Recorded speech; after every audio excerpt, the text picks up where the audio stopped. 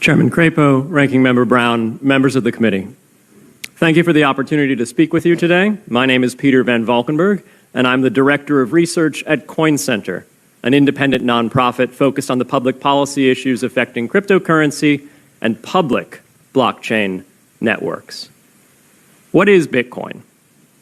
Bitcoin is the world's first cryptocurrency, and it works because of the world's first public blockchain network.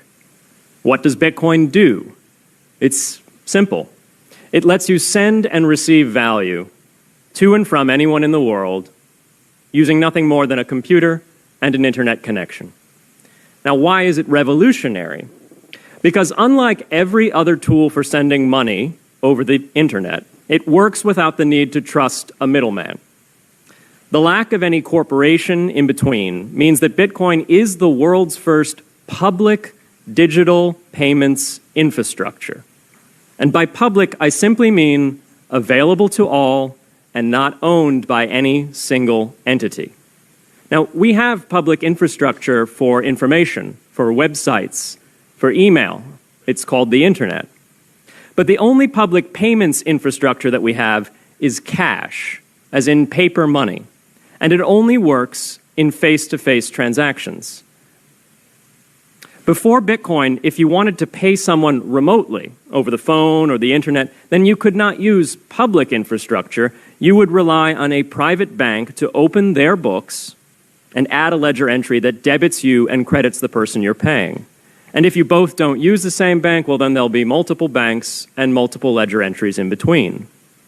With Bitcoin, the ledger is the public blockchain, and anyone can add an entry to that ledger, transferring their Bitcoins to someone else. And anyone, regardless of their nationality, race, religion, gender, sex, or creditworthiness, can for absolutely no cost create a Bitcoin address in order to receive payments digitally. Bitcoin is the world's first globally accessible public money. Is it perfect? No. Neither was email when it was invented in 1972. Bitcoin's not the best money on every margin. It's not yet accepted everywhere. It's not used often to quote prices, and it's not always a stable store of value. But it is working, and the mere fact that it works without trusted intermediaries is amazing. It's a computer science breakthrough, and it will be as significant for freedom, prosperity, and human flourishing as the birth of the internet. And Bitcoin is just the beginning. If we can replace private payments infrastructure, then we can replace other private choke points to human interaction as well. Now, why should we want to build more public infrastructure? Why should we embrace blockchains over corporate intermediaries? Why should we tolerate their inefficiencies and work to make them better? Why should we want the pioneers of this technology here in the United States and not fleeing overseas? A simple reason. Because the corporate intermediaries providing today's critical but privately owned infrastructure are becoming fewer, larger, and more powerful, and their failures are increasingly grave. So roughly half of all Americans, 143 million people, had their Social Security numbers exposed to hackers because of a breach at Equifax. The SWIFT network has relayed hundreds of millions of dollars in fraudulent transactions because of hacked member banks in Bangladesh, Vietnam, Ecuador, and Russia. The FBI suspects now that the largest of these hacks was perpetrated by North Korea. Corrupt, low-level employees at an Indian bank, Punjab National, were able to fraudulently certify SWIFT messages, stealing $1.8 billion. It's the largest electronic bank robbery in history. In fact, it's the largest bank robbery in history. In October 2016, an estimated 1.2 million internet-connected devices were hacked and turned into a botnet that for several hours made prominent websites unavailable across Europe and North America, including CNN and Fox News, the New York Times, and the Wall Street Journal. Increasingly, physical machines are being connected to the internet to augment their capabilities.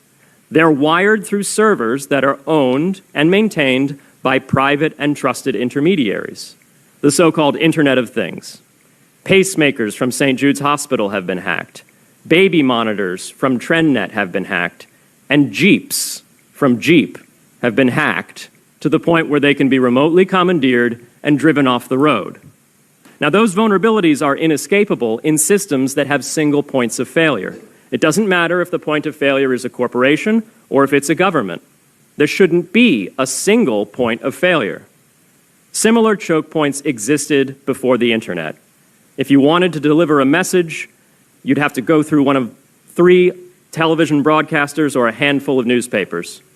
Private corporations are essential, but no critical infrastructure should rely on 1 or 2. The internet removed single points of failure in communications infrastructure and ushered in a wave of competition among new media corporations building on top of its public rails. Blockchains can similarly disintermediate critical payments and IoT infrastructure. The technology is not yet ready to answer all of those questions today, but it is our best hope. And as with the internet in the 1990s, we need a light-touch, pro-innovation policy to ensure that these innovations flourish in America for the benefit and security of all Americans.